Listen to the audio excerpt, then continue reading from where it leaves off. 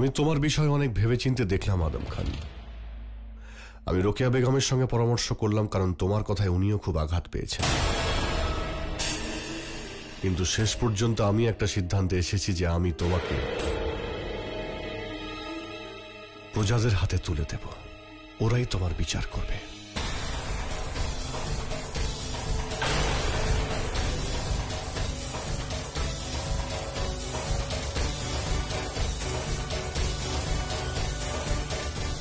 না শাহেনশাহ,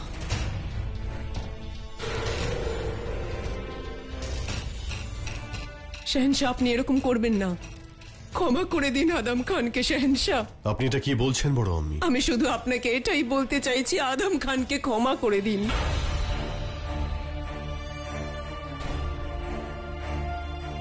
আমার ছেলে আদম খান সম্পর্কে আপনার ভাই হয় শাহেনশাহ, ক্ষমা করে দিন শাহেনশাহ। বড় আম্মি, এতদিন ধরে ওকে আমি ক্ষমা করে এসেছি কারণ ও আপনার পুত্র। আর আজ আবার ওর জন্যই মোগল সাম্রাজ্যের মান সম্মান ধুলোয় মিশে গেছে। ও দেওয়ানে খাস দাঁড়িয়ে একের পর এক অপরাধ করে গেছে। আমার হুকুম নিয়ে ও প্রশ্ন তুলেছে। শরীয়তের নিয়ম অনুযায়ী রোকেয়ার সঙ্গে আমার নিকাহ হয়েছিল, ও সেটাকেও অবৈধ বলেছেন। ও চেয়েছিল রোকেয়া বেগমের সঙ্গে আমার তালাক হোক। এরকম অনেক অপরাধ করেছে এই আদম খান। আপনি ঠিক বলছেন, আপনি যা বলছেন আমি সব মেনে নিচ্ছি, কিন্তু আমি তাও বলছি আমার ছেলের ওপরে দয়া করুন শাহেনশাহ। আপনি ভুল বুঝবেন না, আমি এটা বলতে চাইছি ওকে ছেড়ে দেবেন না, শাস্তি দিন। আপনি ওকে নিজের হাতে হত্যা করুন, নিজের হাতে ওর শিরচ্ছেদ করে দিন, কিন্তু প্রজাদের হাতে ওকে তুলে দেবেন না। প্রজারা ওকে নির্মম ভাবে হত্যা করবে, এরকমটা হতে দেবেন না। দয়া করুন ওকে, আপনি দয়া করুন। বড় আমি কিছুই করছি না। আদম খান এই পথ নিজেই তৈরি করেছে। না শাহেনশাহ, আপনি ভুল বুঝছেন। আদম খান কখনোই এটা করতে চায়নি। আদম খান তো ভাবতেই পারেনি বিষয়টা এতটা ভয়ানক হবে। ও কখনোই চায়নি যে আপনার আর বেগম রোকেয়ার তালাক হয়ে যাক। আমাকে বিশ্বাস করুন, আমি জানি আদম খান এরকমটা করতে চায়নি। আদম, তুমি বলো শাহেনশাহকে, তুমি বলে দাও শাহেনশাহকে যে তুমি এটা চাওনি যে শাহেনশাহ আর বেগম রোকেয়ার তালাক হয়ে যাক।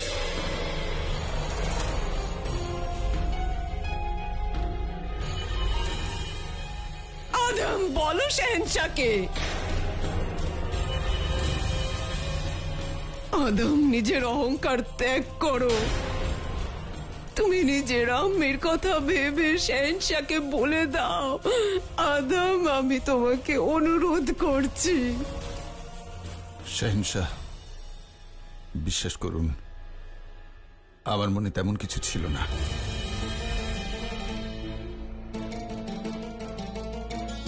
আমি কখনোই চাইনি যে আপনি রোকেয়া বেগমকে তালাক দিয়ে দিন। আমি তো শুধু তসলিমকে নিকাহ করতে চেয়েছিলাম। আমার আগে অনেক মানুষই এমন নিকাহ করেছে, তখন কেউ কিচ্ছু বলেনি। আর যখন আমি করতে গেলাম তখনই আইন তৈরি হলো।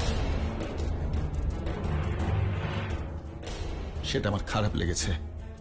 এতে আমার পৌরুষে, আমার অহংকারে, আমার মনে আঘাত লেগেছে। প্রথম দিন থেকে আজ পর্যন্ত আমি মোগল সাম্রাজ্যের সেবা করে এসেছি, কিন্তু কি পেয়েছি আমি? শাহেনশাহ, কি পেয়েছি আমি? এই প্রতিদান। তুমি অপরাধের সীমা ছাড়িয়ে গেছো আদম খান। তুমি আমার দেওয়া আদেশকে অবজ্ঞা করেছো। আমি চাইলে আমার তরোয়াল দিয়ে তোমাকে হত্যা করতে পারতাম, কিন্তু না, আমি নিজের হাতে এটা করতে চাইনি। আমি তাদের প্রত্যেকের মনে ভয় তৈরি করেছি যারা শাহেনশাহর বিরুদ্ধে বিদ্রোহ করার চেষ্টা করেছে।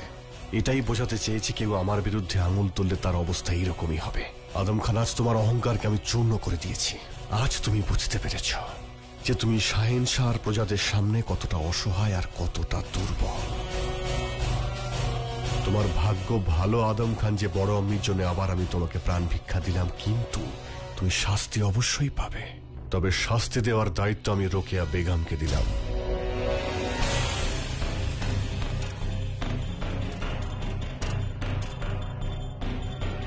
রোকেয়া বেগম, তোমার ইচ্ছে অনুযায়ী তুমি ওকে শাস্তি দাও।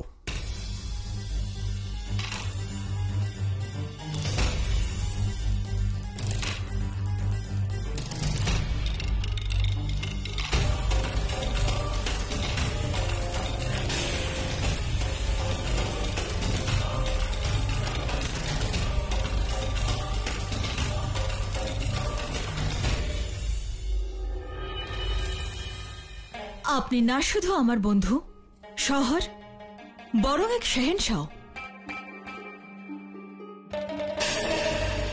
সেজন্য আমার হয়ে আপনি যাই সিদ্ধান্ত নেবেন তাতে আমার সম্মতি থাকবে। কারণ ন্যায় কি করে করতে হবে আর কোন শাস্তি উপযুক্ত সেটা আমার চেয়ে আপনি ভালো জানেন শাহেনশাহ।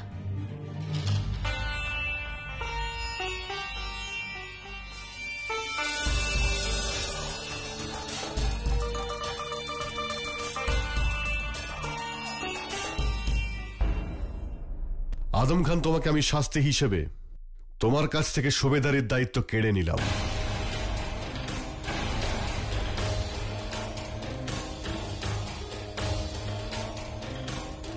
যে অপরাধ তুমি করেছো তাতে তুমি দেওয়ানে খাস আর দেওয়ানে আমি উপস্থিত থাকতে পারবে না।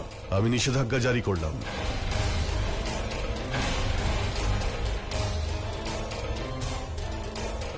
মোগল সাম্রাজ্যের দেওয়া সব রকম ক্ষমতা তোমার থেকে কেড়ে নেওয়া হবে আর তুমি একজন সাধারণ নাগরিক হিসেবেই থাকবে।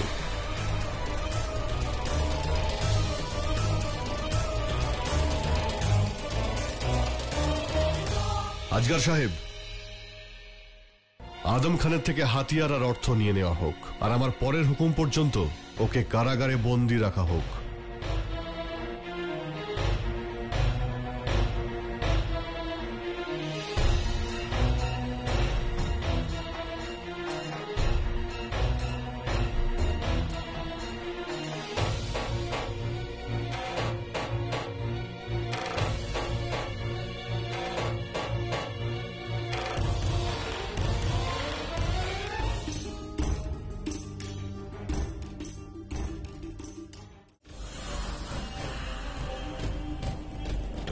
তুমি এখানেই দাঁড়াও রেশম, এখান থেকে আর আগে যাওয়ার অনুমতি তোমার নেই। আদম খান কোথায়? আদাব ওয়াজিরে আলিয়া। আমি জানতে চাইছি আদম খান কোথায়? শাহেনশাহর হুকুমে ওনাকে কালকুঠুরিতে বন্ধ করে রাখা হয়েছে। খুব ভালো, আদম খানের ওপর কড়া নজরদারি রাখা হোক আর আদম খানকে 60 ঘা চাবুক মারা হোক। আদেশ যেন পালন করা হয়। তাই হবে ওয়াজিরে আলিয়া। আর হ্যাঁ, কেউ যদি জানতে চায় তাহলে বলবে ওয়াজিরে আলিয়ার আদেশ ছিল। যথাজ্ঞা ওয়াজিরে আলিয়া।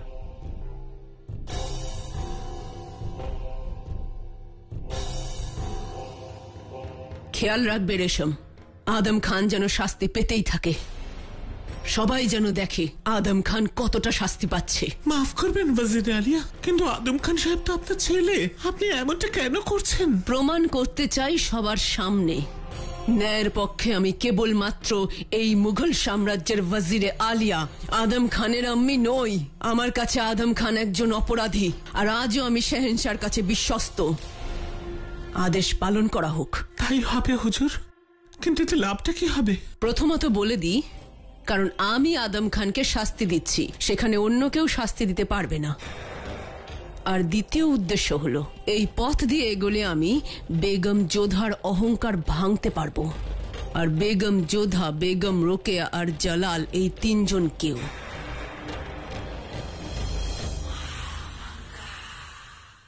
মুনিম খান সবসময় তার দক্ষতা দেখিয়ে এসেছেন।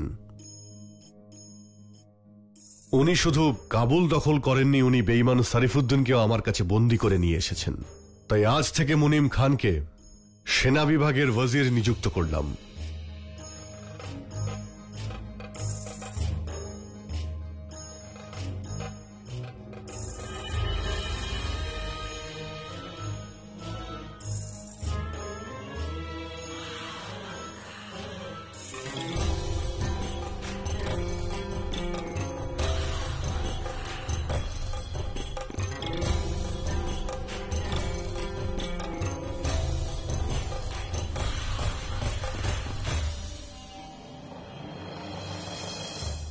ধন্যবাদ শাহেনশাহ।